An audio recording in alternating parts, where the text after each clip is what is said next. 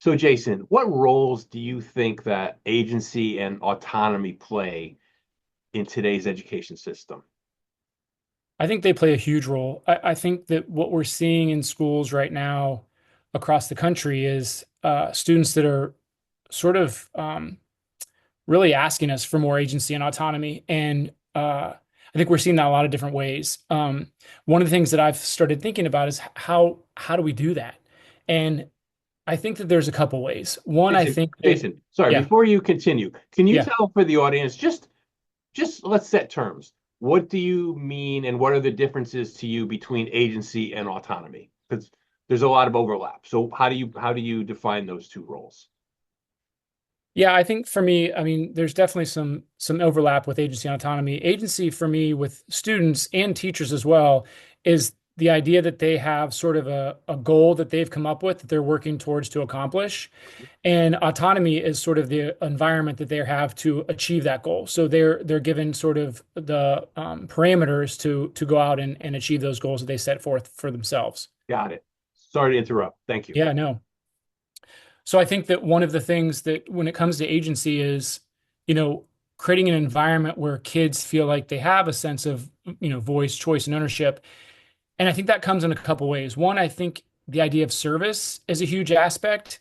Um, I think not just in education, but in general, we sort of have a purpose and meaning crisis going on in our country, if not world, where we're sort of searching for that. We're searching for that purpose and that meaning. And I think in the past, a lot of times we've talked about for students, finding their passions.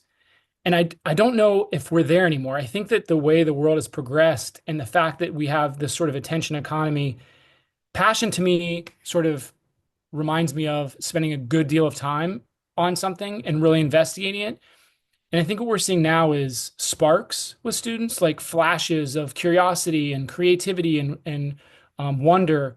And I think we have to harness that. But I think the problem with schools is we're moving so fast, we're not able to see those sparks. Mhm. And our goal as teachers should be not only to see those sparks, but then to stoke them into flames, and seeing where they can ignite their interest. And I think that's one thing that as schools we could do better at is slowing down and looking for those sparks.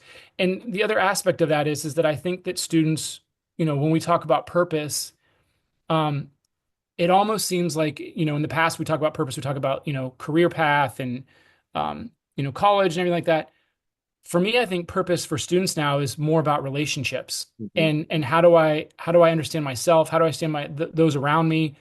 Um, and I think that's what we're seeing we're seeing a shift in purpose to attention, to feeling like they matter and they belong. Right. And so any sort of learning space we can cultivate that creates that sense of purpose and agency, I think are ways we can engage and ways we can inspire more agency and autonomy in our classrooms.